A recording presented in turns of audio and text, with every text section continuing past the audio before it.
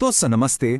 अगर आप AI bye ML interviews की तैयारी कर रहे हैं तो एक सवाल है जो अक्सर सामने आता है और अच्छे अच्छे इंजीनियर्स को भी थोड़ा सा परेशान कर देता है। तो चलिए आज की इस एक्सप्लेनर में उसी सवाल को एकदम आसान बनाते हैं। तो सोचिए, आप इंटरव्यू रूम में बैठे हैं, हायरिंग मैनेजर आपसे अचानक पूछते हैं, अच्छा ये बताइए, हगिंग फेस पर मॉडल हब, मॉडल कार्ड और डेटा सेट हब क्या होता है? अब इसका एकदम क्लियर और कॉन्फिडेंट जवाब कैसे देना है, चलिए देखते हैं।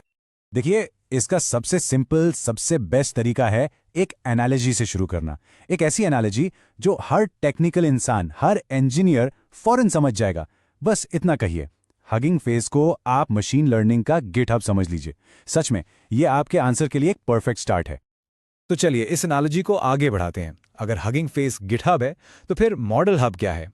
ये बिल्कुल गिटहब के कोड रिपॉजिटरीज जैसे हैं। इसका मतलब क्या हुआ? मतलब ये एक ऐसी सेंट्रल जगह है, एक लाइब्रेरी जैसी, जहां पर हजारों प्री ट्रेन मॉडल्स रखे हुए हैं। चाहे आपको एनएलपी के लिए मॉडल चाहिए, कंप्यूटर विजन के लिए या ऑडियो के लिए, यहां आपको सब कुछ रेडी टू यूज मिल जाएगा। ये सिर्फ वन वे स्ट्रीट नहीं है। ऐसा नहीं है कि आप सिर्फ मॉडल्स डाउनलोड कर सकते हैं, आप अपने बनाए हुए मॉडल्स को कंट्रीब्यूट भी कर सकते हैं, पूरी कम्युनिटी के साथ शेयर कर सकते हैं, और यही चीज इसे इतना पावरफुल एक कम्युनिटी ड्रिवन प्लेटफॉर्म बनाती है। ओके, तो मॉडल हब हो गया हमारा कोड रिपो। अब आप ही सोचिए, हर अच्छे कोड रिपो के साथ एक रीडमी फाइल जरूर होती है ना, जो बताती है कि कोड क्या करता है, कैसे यूज करना है। बस हगिंग फेस की दुनिया में वही रीडमी फाइल है मॉडल कार्ड। एक मॉडल कार्ड का पूरा मकसद है ट्रांसपेरेंसी, यानी पारदर्शिता।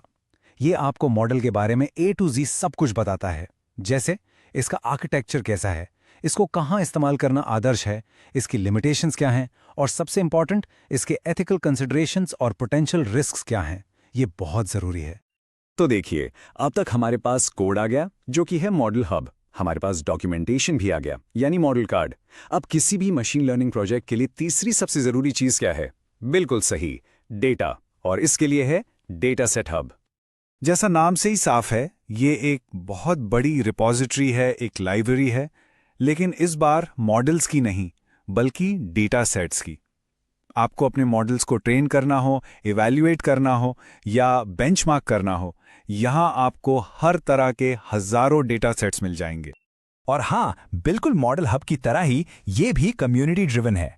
आप डेटा सेट्स सर्च करके डाउनलोड कर सकते हैं, और अगर आपके पास कोई अच्छा डेटा सेट है तो आप उसे कम्युनिटी के लिए कंट्रीब्यूट भी कर सकते हैं। और हर डेटा सेट के साथ उसकी सारी इंपॉर्टेंट डिटेल्स, मतलब उसका साइज क्या है, फॉर्मेट क्या है, लाइसेंस कौन सा है, सब कुछ दिया होता है। तो अब आप पूरी पिक्चर देखिए। जब आप इन तीनों चीजों को एक साथ जोड़ते हैं, यानी मॉडल हब से मॉडल्स, मॉडल कार्ड से उनकी जानकारी और डेटा सेट हब से डेटा, तो ये एक पूरा पावरफुल इकोसिस्टम बन जाता है। एक ऐसा इकोसिस्टम जो पूरी एमएल कम्युनिटी को मिलकर आगे बढ़ने में, कोलैबोरेट करने में और तेजी से डेवलपमेंट करने में मदद करता है। ठीक है, तो अब आते हैं सबसे जरूरी हिस्से पर। इतनी सारी जानकारी को एक परफेक्ट इंटरव्यू आंसर में कैसे बदलें? चिंता मत कीजिए, मैं आपको एक बहुत ही सिंपल 3 स्टेप का फ्रेमवर्क देता हूं। स्टेप नंबर 1, हमेशा गिटहब फॉर एमएल वाली एनालॉजी से शुरुआत करें। ये तुरंत कनेक्शन बनाता है। स्टेप नंबर 2, फिर तीनों कंपोनेंट्स को आसानी से डिफाइन करें। Model hub pre train models के लिए, मॉडल कार्ड उसकी डॉक्यूमेंटेशन और एथिक्स के लिए, और data set hub training data के लिए। और आखिर में स्टेप नंबर 3, इसकी वैल्यू बताकर कंक्लूड करें। कहिए कि ये पूरा इकोसिस्टम कम्युनिटी कोलैबोरेशन, ट्रांसपेरेंसी और एमएल डेवलपमेंट को स्पीड अप करने के लिए बहुत जरूरी है। बस इस स्ट्रक्चर को अपने दिमाग में रखिए, थोड़ी प्रैक्टिस कीजिए, और मैं गारंटी देता हूं आप इस सवाल का जवाब बिल्कुल कॉन्फिडेंस के साथ दे पाएंगे। All the best for your dream job.